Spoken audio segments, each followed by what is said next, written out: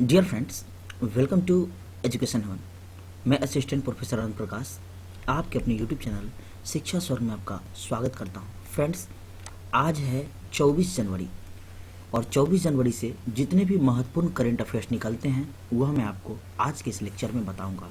तो चलिए शुरू करते हैं आज का सेशन। और आज का पहला प्रश्न है आपका, राष्ट्रीय बालिका दिवस कब मनाया जाता है? तो यह आपका 24 जनवरी को मनाया जाता है। 24 जनवरी 1966 को इंदिरा गांधी ने पहली प्रधानमंत्री के तौर पर शपथ ली थी, पहली महिला प्रधानमंत्री के तौर पर। इसलिए 24 जनवरी को हम भारत में राष्ट्रीय बालिका दिवस के रूप में मनाते हैं। इसकी शुरुआत 2008 में कब हुआ था? 2008 में महिला कल्याण एवं बाल विकास मंत्रालय द्वारा शुरू किया गया था। और पहली महिला है यहाँ, तो ध्यान रखिए, पहली हमेशा इंपॉर्टेंट होता है। पाकिस्तान में भारत की पहली महिला उच्चायुक्त गीतिका श्रीवास्तव बनी है। रेलवे बोर्ड की पहली chairman and CEO Jaya Varma Sinha. Rafale उड़ाने वाली पहली भारतीय महिला शिवांगी सिंह। राफेल उड़ाने वाली पहली भारतीय महिला शिवांगी सिंह। सुखोई लड़ाकू विमान उड़ाने वाली पहली भारतीय महिला अवनी चतुर्वेदी पायलट। वीरता पुरस्कार पाने वाली पहली महिला आईएएफ अधिकारी दीपिका मिश्र। तो इतने प्रश्न आप याद रखेंगे। नेक्स्ट, 100% विद्युतीकरण रेलवे नेटवर्क वाला भारत का पहला राज्य कौन बन गया है? तो वह आपका हरियाणा बन गया है। कौन बन गया है? हरियाणा। इससे इंपॉर्टेंट फैक्ट्स क्या है? भारतीय रेलवे ने हरियाणा राज्य के रेलवे नेटवर्क को पूरी तरह से विद्युतीकरण कर दिया है, जिससे यह देश का पहला राज्य बन गया जिसने अपने रेलवे नेटवर्क को 100% विद्युतीकरण हासिल किया है। अब आया हरियाणा। हरियाणा का गठन 1 नवंबर 1966 को। राजधानी चंडीगढ़। मुख्यमंत्री मनोहर लाल खट्टर। राज्यपाल बंडारू दत्तात्रेय। लोकसभा सीट कुल यहाँ 10 है और राज्यसभा सीट की संख्या यहाँ 5 है। नेक्स्ट,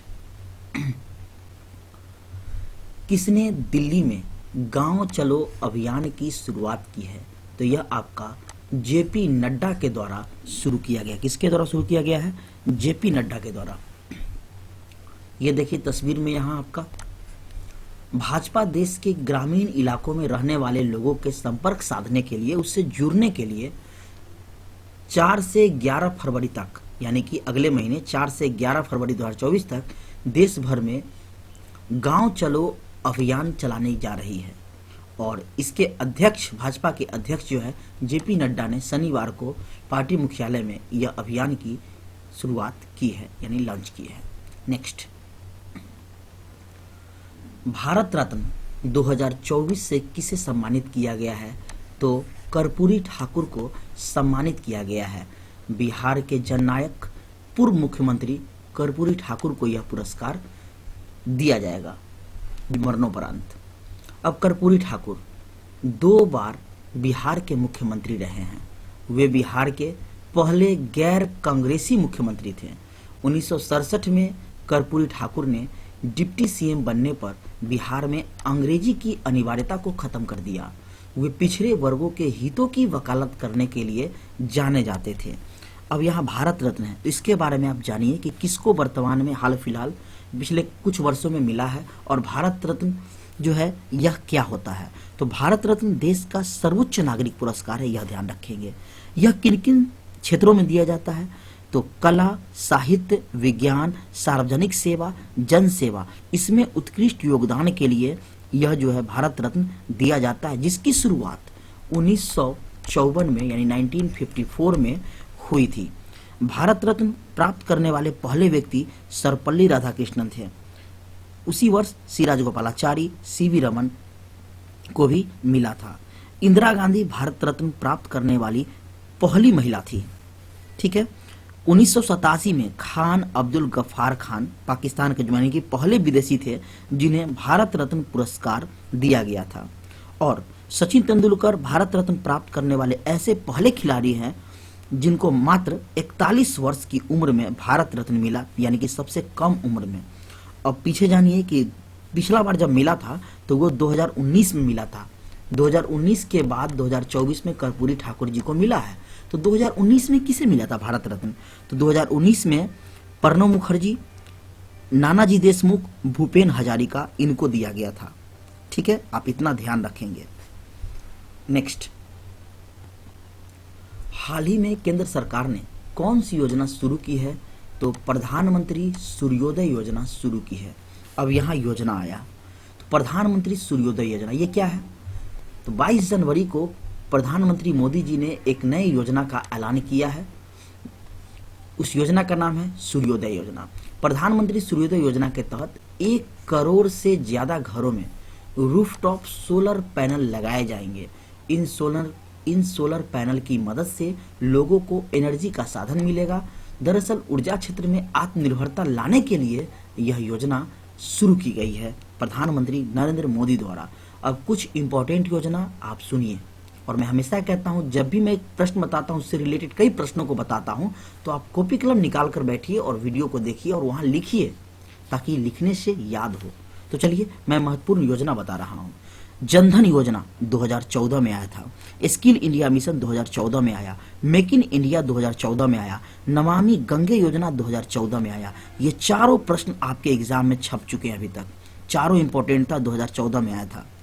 उसके बाद बेटी बचाओ बेटी पढ़ाओ 2015 में आया, प्रधानमंत्री मुद्रा योजना 2015 में आया, डिजिटल इंडिया मिशन 2015 में आया, प्रधानमंत्री उज्ज्वला योजना 2016 में आया, उड़ान योजना 2017 में आया, खेलो इंडिया स्कूल गेम्स 2018 में आया, जल जीवन मिशन 2019 में, प्रधानमंत्री गरीब कल्याण योजना 2019 में आया, प्रधानमंत्री स्वनिधि योजना 2020 में आया, पीएम मित्रा योजना 2021 में आया, स्माइल योजना 2022 में आया, अग्निपथ योजना 2022 में आया, पीएम श्री योजना 2022 में आया, आरोग्य मैत्री 2023 में आया, और पीएम विश्वकर्मा योजना 2023 में आया। और पीएम विश्वकर्मा योजना आपका बीपीएससी में पूछ चुका है। तो फ्रेंड्स, हर एक प्रश्न इंपॉर्टेंट है, तो आप इसको नोट डाउन कर लेंगे। चलते हैं अगले प्रश्नों की ओर। नेक्स्ट है आपका, भारत किर्गिस्तान के बीच 11वां खंजर अभ्यास किस राज्य में शुरू हुआ है? तो यहाँ आपका अभ्यास आया है, मैं यह भी बताऊंगा, और यहाँ एक देश आया है किर्गिस्तान, इसके बारे में बताऊंगा। तो भारत किर्गिस्तान के बीच 11वां खंजर अभ्यास यह आपका हिमाचल प्रदेश में शुरू हुआ है। कहाँ हुआ है? हिमाचल प्रदेश में। ठीक है, तो यहाँ आपका किर्गिस्तान है। तो किर्गिस्तान की राजधानी बिश्केक है, आप इसको याद रखेंगे। किर्गिस्तान की राजधानी क्या है? बिश्केक। मुद्रा क्या है? Kyrgyzstani som. मुद्रा क्या है यहाँ की? सोम। और प्रधानमंत्री है अकिल बेग जापारोव। इतने प्रश्न आप याद रखेंगे। अब यहाँ सैन्य अभ्यास आया है, तो महत्वपूर्ण सैन्य अभ्यास को देखते हैं। गरुड़ शक्ति भारत और इंडोनेशिया के बीच होता है यह अभ्यास। वज्र प्रहार भारत और संयुक्त राज्य अमेरिका के बीच होता है। नोमैडिक एलिफेंट भारत और मंगोलिया के बीच होता है। सूर्य किरण भारत और नेपाल के बीच होता है। मित्र शक्ति भारत और श्रीलंका के बीच होता है। सिम्बेक्स भारत और इंडोनेशिया के बीच होता है। और भी कुछ अभ्यास आप जानिए। अभी मैंने कजाकिस्तान के बारे में बताया, तो काजिंद अभ्यास भी आपका भारत और कजाकिस्तान के बीच होता है। जिमेक्स, यह आपका जिमेक्स 2023 भारत जापान के बीच हुआ। सुरक्षा बांड 2023 बहुत इंपॉर्टेंट है। सुरक्षा बांड 2023 जो है चीन, रूस और ईरान के बीच हुआ है। ठीक है, आप इसका ध्यान रखेंगे। सुदर्शन शक्ति 2023 भारतीय सेना के सप्त शक्ति कमान के लिए यह आपका यूज हुआ है। टाइगर शार्क 2023 यह आपका बांग्लादेश अमेरिका के बीच हुआ है, भारत के बीच नहीं। टाइगर शार्क 2023 जो है यह आपका बांग्लादेश और अमेरिका के बीच हुआ है। तो चलते हैं अगले प्रश्नों की ओर। नेक्स्ट, बिहार खादी हस्तशिल्प और हैंडलूम का ब्रांड एम्बेसडर किसे नियुक्त किया गया है? तो यह आपका मैथिली ठाकुर को नियुक्त किया गया। किसे नियुक्त किया गया है? मैथिली ठाकुर को। ध्यान रखेंगे आप। अब यहाँ आपका ब्रांड एम्बेसडर आया है, तो 2023 के कुछ महत्वपूर्ण ब्रांड एम्बेसडर जानिए जो आपसे पूछा जा सकता है। और आप जानते हैं कि एसएससी जो है वो आपका 1.5-2 साल पुराना भी करंट अफेयर्स पूछता है, तो आपको कम से कम अब 6 महीना नहीं 1 साल का बैकअप रखना चाहिए। तो आईसीसी वर्ल्ड कप 2023 के ब्रांड एम्बेसडर शाहरुख खान थे। इंफोसिस ग्लोबल ब्रांड एम्बेसडर आपको राफेल नडाल और ईगा स्वेटेक थे। बीपीसीएल के Rahul Dravid. SBI State Bank of India का आपका महेंद्र सिंह धोनी थे। लग्जरी गाड़ी ब्रांड राडो, इसका कैटरीना कैफ थे। चुनाव आयोग नेशनल आइकॉन 2023 में राजकुमार राव और सचिन तेंदुलकर को बनाया गया। इप्सॉन इंडिया रश्मिका मंदाना को बनाया गया। रिलायंस टीरा यह आपका सुहाना खान, कियारा आडवाणी, करीना कपूर को बनाया गया ब्रांड एम्बेसडर। त्रिपुरा पर्यटन ब्रांड एम्बेसडर सौरभ गांगुली को बनाया गया। स्टार स्पोर्ट्स ब्रांड एम्बेसडर बहुत इंपॉर्टेंट है आपके लिए, स्टार स्पोर्ट्स के ब्रांड एम्बेसडर ऋषभ पंत और रणवीर सिंह को बनाया गया। जियो सिनेमा के ब्रांड एम्बेसडर रोहित शर्मा को बनाया गया। सेवलॉन इंडिया हैंड को ब्रांड एम्बेसडर सचिन तेंदुलकर को बनाया गया। पूमा इंडिया आपसे एक पेपर में पूछ भी चुका है। पूमा इंडिया की ब्रांड एम्बेसडर आपके हरमनप्रीत कौर को बनाया गया। हर्बल लाइफ न्यूट्रिशन का स्मृति मंधाना को बनाया गया। पेप्सिको इंडिया का रणवीर सिंह को बनाया गया। उसके बाद महिला विश्व मुक्केबाजी championship brand ambassador Mary Kom और फरहान अख्तर को बनाया गया। तो आप इतने प्रश्न ब्रांड एम्बेसडर से याद रखेंगे। चलते हैं अगले प्रश्नों की ओर। नेक्स्ट है आपका, हाल ही में किसने अपनी पुस्तक why can't elephant be red launch की है? तो वह है आपका वाणी त्रिपाठी। और मैं आपको बहुत सारे किताब पीछे के वीडियो में बता चुका हूं, तो आज इतना ही। अब चलते हैं अगले प्रश्नों की ओर। नेक्स्ट, पर्यटन मंत्रालय के द्वारा भारत पर्व का आयोजन कहाँ होगा? तो नई दिल्ली में होगा। काफी इंपॉर्टेंट प्रश्न ये आपका किसी न किसी पेपर में छपेगा, ध्यान रखेंगे। भारत पर्व आयोजन जो है यह आपका पर्यटन मंत्रालय के द्वारा शुरू हुआ। यह आपका पहला प्रश्न है। इसी में दूसरा प्रश्न निकलता है कहाँ शुरू हुआ? तो यह आपका नई दिल्ली में शुरू हुआ। देखिए इस तस्वीर में आप, और इंपॉर्टेंट फैक्ट को देखिए। भारत पर्व का आयोजन लाल किले के पास ही किया जाता है। भारत पर्व का आयोजन का मुख्य उद्देश्य है लोगों को भारतीय संस्कृति और विरासत से रूबरू कराना, यानी भारतीय संस्कृति की याद दिलाना, इससे जुड़े रहने के लिए जो है आकर्षित करना। यह इसकी जो है भारत पर्व मनाने का एक उत्सव है। तो यहाँ महोत्सव आया, तो बहुत महत्वपूर्ण जो आपका उत्सव है आप नोट डाउन कीजिए, मैं आपको लिखवा रहा हूँ। खंडोला महोत्सव महाराष्ट्र में मनाया जाता है। रण महोत्सव गुजरात में मनाया जाता है। हॉर्नबिल महोत्सव मैंने आपको कल ही बताया है नागालैंड मनाता है। सिकारा महोत्सव जम्मू कश्मीर मनाता है। खजुराहो महोत्सव मध्य प्रदेश मनाता है। सिगमो महोत्सव गोवा में। बिहुला महोत्सव बिहार में, याद रखेंगे बिहुला महोत्सव बिहार में है। कांग चिंगवा महोत्सव मणिपुर में मनाया जाता है। हल्दा महोत्सव हिमाचल प्रदेश में।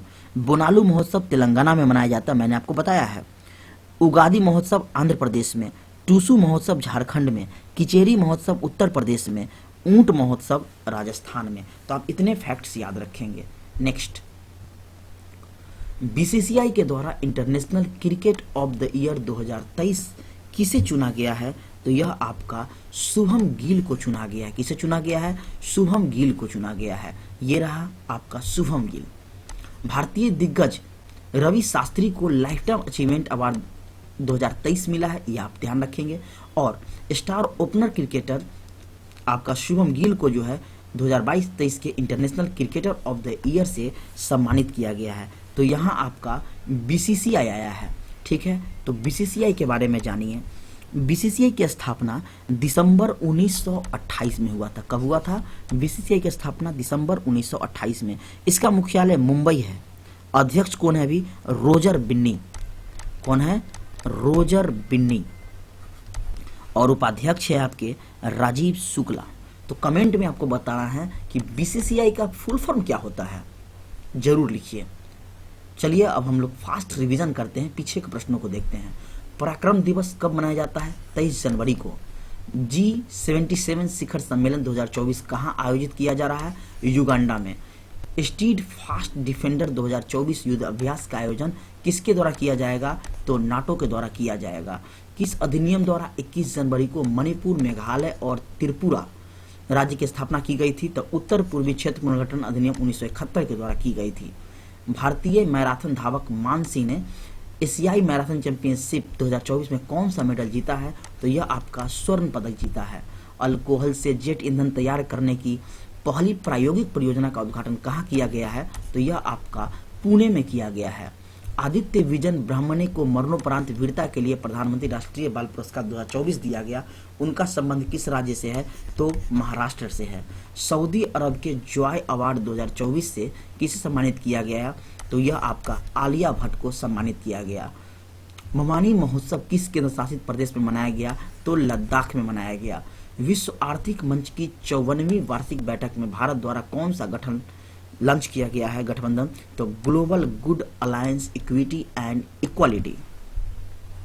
और आज का आपका होमवर्क है, शिक्षा मंत्रालय के अनुसार कितने वर्ष से कम उम्र के विद्यार्थियों को कोचिंग सेंटर में नामांकित नहीं किया जाएगा? और इसका आंसर आपको कमेंट बॉक्स में बताना है। मैं आपके उत्तर का इंतजार करता हूं। फ्रेंड्स, जुड़े रहिए हमारे साथ। मैं प्रत्येक दिन आपके लिए शुभ वर्तमान की दुनिया से अवगत कराता हूं, करंट अफेयर्स के महत्वपूर्ण प्रश्नों को बताता हूं जो आपके एग्जाम के लिए काफ़ी इंपॉर्टेंट होता है। तो चलिए फिर मिलते हैं नेक्स्ट वीडियो में, तब तक के लिए धन्यवाद।